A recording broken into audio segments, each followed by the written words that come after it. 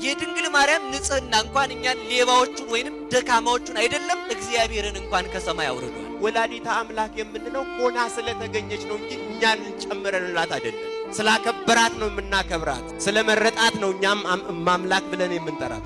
ሲጀመር እሱ ለሚወደው የመጀመሪያው ሽልማቱ እሷ ናት። እርሷን የአምላክ እናት መባሏ የእርሱን ክብር የሚያሳንስ የሚመስላቸው፣ በቅጡም ደግሞ የእርሷን መመረጥ በነገረ ድኅነት ውስጥ ያላትን ድርሻ ካለመረዳት የተነሳ ብዙ ጥያቄ ይነሳባት ነበር። ሰማይና ምድርን በእጁ ይዞ ነው በማህፀኗ ያደረው። ሁሉንም በኃጢአት ሲጎበኝ ድንግል ማርያም ግን የኃጢአት ትንታ እንኳን የለባትም። ስትፈጠር ሚስጥር ናት፣ ለዓለም ሚስጥር ሆና ትኖራለች።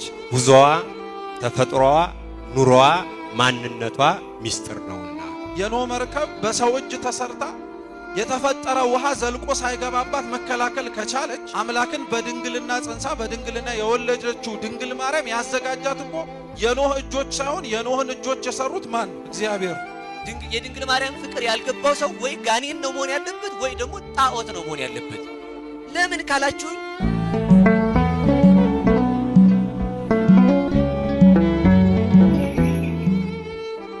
የመጀመሪያው ጥያቄያችን የሚሆነው ከነገረ ድነት ጋር በተገናኘ መንገድ በተለይ ነገረ ማርያምን እናነሳለን። ወርሃ ጾም በመሆኑ ጾመ ነቢያት እመቤታችን ድንግል ማርያም ክርስቶስን እንደምትወልድ ትንቢት የተነገረበት በመሆኑ ስለሱ እናነሳለን።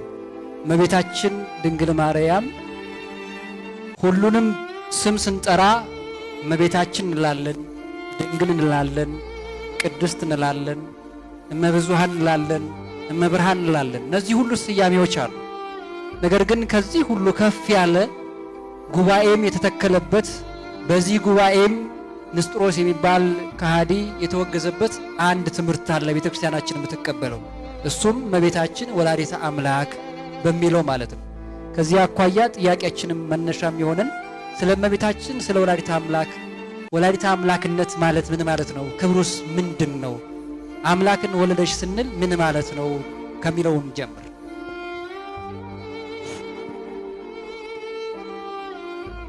እሺ፣ ክቡር አባታችን፣ አባቶች፣ ካህናት፣ አበው መነኮሳት፣ መምህራን ሁላችሁም እንደምናመሻችሁ። አሜን። በቸርነቱ የጠበቀን አምላካችን ስሙ የተመሰገነ ይሁን። ቀድሜ ጀመርኩት ከኔ የተሳሳተውን እርሳቸው የኔታን ማረም እንዲችሉ ስለሆነ በዛ ታሳቢነት አድርገን ለመመለስ እንሞክራለን። አምላካችን በቸርነቱ ይርዳን። የእመቤታችን ከምትጠራየባቸው ስያሜዎች መካከል አንደኛው ወላዲተ አምላክ የሚለው ነው።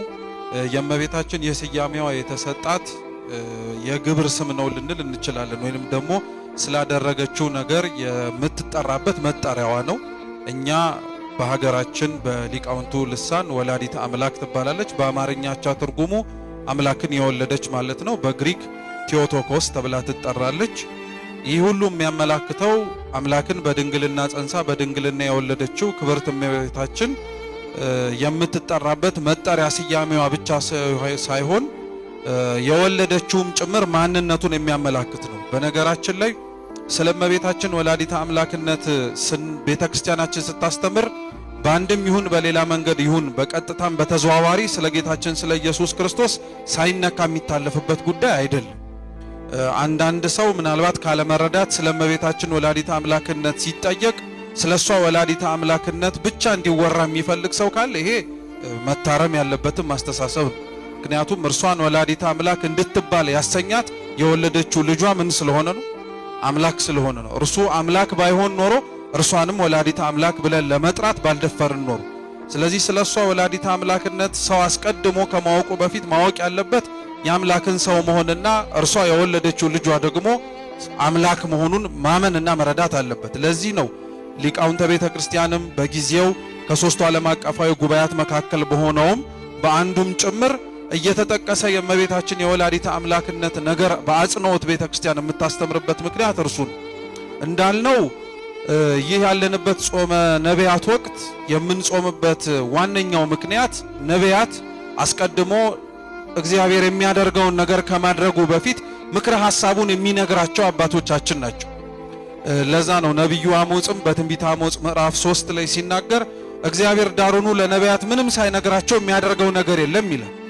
ለነቢያት እግዚአብሔር አምላክ በነገራችን ላይ የሚነግራቸው ምክንያት አለው። አንደኛው የሚነግራቸው ለሕዝቡ ተስፋ መስጠትን እንዲችሉ ነው። የቀደመው ከሐዲስ ኪዳን በፊት የነበረው የብሉይ ኪዳን ዘመን የጨለማ ተስፋ የታጣበት እግዚአብሔር አምላክን የሚያህል ጌታና ገነትን የምታህል ቦታ አተን በመቅበዝበዝ የምንኖርበት ዓለም ነበር። ስለዚህ ያን ዘመንና ያንን ዓለም እግዚአብሔር አምላክ ለአዳምና ለሔዋን የሰጣቸውን ተስፋ ከልጅ ልጃችሁ ተወልጄ አድናዋለሁ የሚለውን ዘር ሲበዛ ትውልድ ሲሰፋ አካባቢም እየቀያየረ ሲመጣ እንዳይረሳው እንዳይዘነጋው ተስፋ አጥቶ ተቅበዝብዞ እንዳይጠፋ እግዚአብሔር አምላክ ነቢያትን እያስነሳ ይልክለት ነበር። እነዛም ነቢያት ተስፋን የሚሰጡት እንዳይጨልምበት እንዳይደበዘዝበት። ሁለተኛው እግዚአብሔር አምላክ ነቢያትን መርጦ ይልክላቸው የሆነው ደግሞ ለቅድመ ዝግጅት ነው። እስኪ ቅድመ ዝግጅት በሉ። ቅድመ ዝግጅት ማለት ነገሩ ከመሆኑ በፊት አስቀድሞ ልክ እንደ እንግዳ ደራሽ እንደ ውሃ ፈሳሽ ሆነ ከመባሉ በፊት ስለሚሆነው ነገር እነሱም ተዘጋጅተው እንዲመጡ፣ ስለሚፈጸመው ነገር እነሱም ተስፋ ካለመቁረጥ ባለፈ ደግሞ የሚጠበቅባቸውን እንዲያሟሉ ያንን ስለሚያስፈልግ እግዚአብሔር አምላክ ቅድመ ዝግጅት ስለሚሻ እነዛን ነገሮች እንዲያደርጉ ያደርግ ነበር። ለምሳሌ ነው ለቅድመ ዝግጅት የሚሆን ምሳሌ ላንሳላችሁ። ኦሪት ዘጸአት ምዕራፍ 20 ሁላችንም የምናውቀው እግዚአብሔር አምላክ በሙሴ አማካኝነት 10ቱን ትእዛዛት የሰጠበት ታሪክ እና እግዚአብሔር አምላክ ይህንን ትእዛዝ ለሕዝቡ ከመስጠቱ አስቀድሞ ሕዝቡ ያንን ትእዛዝ ለመቀበል ብቁ እንዲሆን ከእግረ ደብር እንዲሆን ራሱን እንዲያነጻ ንጹህ የሆነ ልብስ እንዲለብስ ይነግራቸው ነበር። እና ይህንን ሁሉ ያደርግ የነበረው ለምንድን ነው? ሙሴ ከላይ የተሸክሞ የሚወርደውን የእግዚአብሔርን ሕግና ቃል መስማትና መረዳት እንዲችሉ እንዲቀበሉም ጭምር ነው። ይሄ ሙሴ ይዞት የወረደውን የእግዚአብሔር ትእዛዝ የተጻፈበትን ጽላት ለመቀበል ሕዝቡ ከእግረ ደብር ሆኖ ንጽ ጠብቆ ከ3 ቀን ራሱን ወይንም ደግሞ ከሌላውም ሰው ጋር ባል ከሚስት ሚስት ከባል ሳይገናኝ ንጹህ የሆነ ልብስ ለብሶ ራሱን ከእድፍ ከስጋዊ ቆሻሻ አጽድቶ ነው የጠበቀው። እንግዲህ አስቡት፣ ይህንን ሁሉ ያደረገው ሕጉ የተጻፈበትን ሰሌዳ ሙሴ ይዞላቸው ሲወርድ ለመቀበል። ሙሴ ይዞላቸው የሚወርደውን የሕግ ሰሌዳ ለመቀበል ይሄ ሕዝብ እንዲህ ያክል ከተዘጋጀ በጽላት ሳይሆን በማህፀኗ ላይ አካላዊ ቃል ኢየሱስ ክርስቶስ ለተቀረጸባት ለእመቤታችን ለንጽሕት ድንግል ማርያም ለወዲያኛው ዘመን ሕዝቡ እንዴት የበለጠ እንደውም ተዘጋጅቶ መጠበቅ አይጠበቅበት፣ በደንብ አድርጎ መዘጋጀት አለበት። እነሱ ሰውነታቸውን ታጥበው እንደጠበቁት እኛ ነፍስ ስጋችንን ሊያነጻ በሚችል በንስሐ ጠብቀን፣ እነሱ ከእግረ ደብር ወይንም ደግሞ ከተራራው እግርጌ እታች ላይ ተሰብስበው ሳይርቁ እንደጠበቁት ሁሉ እኛም ደግሞ እግረ ደብር ከሚባል ከቤተ ክርስቲያን ከምስጢራት እየተሳተፍን መጠበቅ እንድንችል ማሳያ ነው። ብቻ ዋነኛው እንድትረዱት የሚያስፈልገው ነቢያት የሚላኩት ከተስፋ ቀጥሎ ለምንድን ነው አልኳችሁ? እስኪ ለቅድመ ዝግጅት በሉ። ለቅድመ ዝግጅት ይላካሉ ማለት ነው። እኒህን ነቢያት እግዚአብሔር አምላክ ትንቢት ይነግራቸዋል፣ ወይንም ደግሞ አስቀድሞ ነገሮች ከመሆናቸው በፊት የሚሆነውን ነገር ያሳያቸዋል። ለሕዝቡ ተስፋ ቆርጦ እንዳይጠፋ ሳይዘጋጅ ደግሞ ሲመጣበት እንዳይደነግጥ ማለት ነው። ስለዚህ እግዚአብሔር አምላክ በብሉይ ኪዳን ውስጥ በጣም በተደጋጋሚ በአንድም ይሁን በሌላ መንገድ ከተናገራቸው ትንቢቶች መካከል ደግሞ የእርሱን ሰው መሆን ነው። እግዚአብሔር በነገራችን ላይ ሰው እንደሚሆን አስቀድሞውኑ የተናገረውና ሰው እንደሚሆንም ጭምር የሰማነው የበደልንባት ቀን ላይ የበደልንባት ያቺ ዕለተ ዓርብ ከመባረራችን አስቀድሞ ዕፀ በለስን ቀጥፈን የበላንባት ያቺ ዕለት ላይ እግዚአብሔር እንደሚያድነን ነግሮን ነበር። እርሱም በምን መሰላችሁ? ኦሪት ዘፍጥረት ምዕራፍ 3 ላይ እግዚአብሔር አምላክ አታርጉ ያላቸውን ሕግ አፍርሰው አዳምና ሔዋን የለበሱትን የጸጋ ልብስ ተገፈው ብርሃን የለበሱትን ተራቁተው እርቃናቸውን መሆናቸውን አውቀው የበለስ ቅጠል አገልድመው ተሸሽገው ነበር። እየሰማችሁ ነው? የበለስ ቅጠል አድርገው ተሸሽገው ነበር። እግዚአብሔር የዚህን ጊዜ ላይ ይላል የእግር ኮቴ እያሰማቸው ድምፁን እያሰማ መጣኝ እና ሄሬኔዎስ የሚባል የቤተ ክርስቲያናችን ሊቅ ምን ይላል? እንደበደሉት በደል እንዳጠፉት ጥፋት እንኳን በእግር ተራምዶ መምጣት ቀርቶ እንዲያውም ድምፁን እንደ ነጎድጓድ እያሰማቸው ነበር መምጣት የነበረበት ይላል። ግን ይሄ ሄሬኔዎስ ሲናገር እግዚአብሔር ስላጠፉት ጥፋት ከሚያስደነግጣቸው ይልቅ እንዲያውም ሊያጽናናቸው የሚችል የሰው የእግር ኮቴ እያሰማቸው መጣ ነው። የምን የእግር ኮቴ? እና ይሄ የሰው የእግር ኮቴ በኋላ ላይ አካላዊ ቃል ኢየሱስ ክርስቶስ ከድንግል ማርያም የሚነሳው የሥጋዋ ምሳሌ ነው ይላል ቅዱስ ሄሬኔዎስ። እና እግዚአብሔር አስቀድሞ እንኳን ሌሎች ነቢያት ሲያስነሳ እሱ ራሱ እየተናገረ ነበር። በኋላ ላይ በነቢያት ደግሞ በጣም በተደጋጋሚ ተናገረ። በተለይ አባቶቻችን እንደሚናገሩት ደግሞ ከአዳምና ከሔዋን ከገነት ከተባረሩበት ጊዜ አንስቶ የተነሱ ነቢያት በቀጥታም ይሁን በተዘዋዋሪ እያንዳንዱን ትንቢት ይናገሩ ነበር።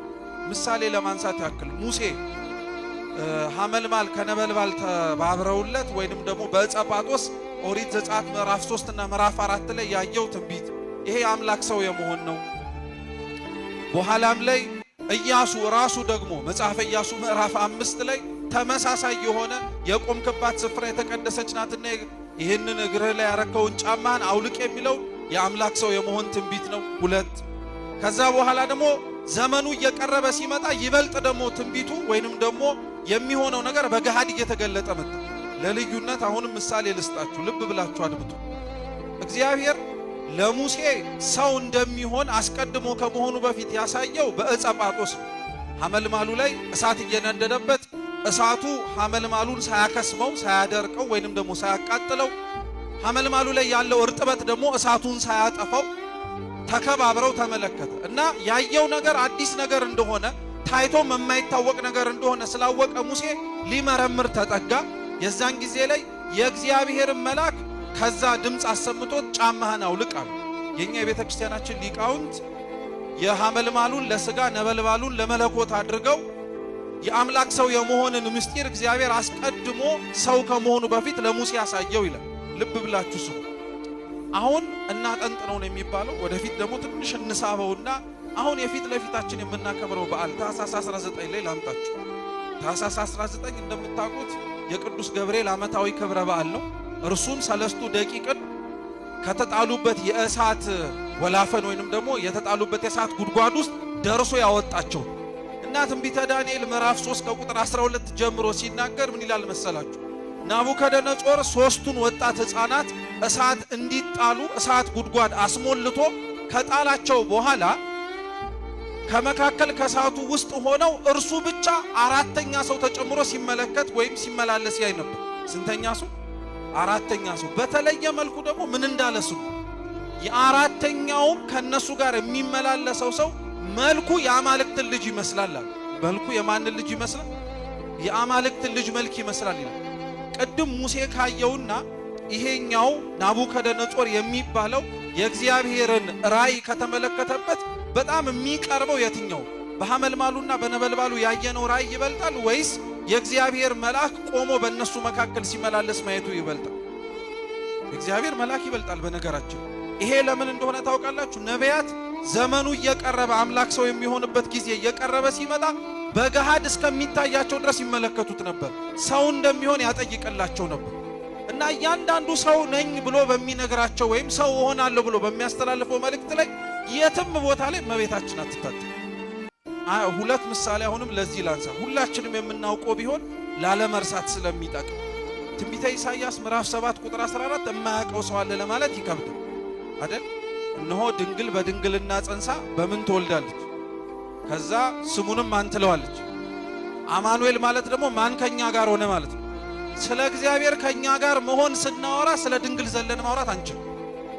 ምክንያቱም እግዚአብሔር ከኛ ጋር የሚሆነው ስሙ አማኑኤል የሚባለው ማን በድንግልና ጸንሳ በድንግልና ስትወልደው።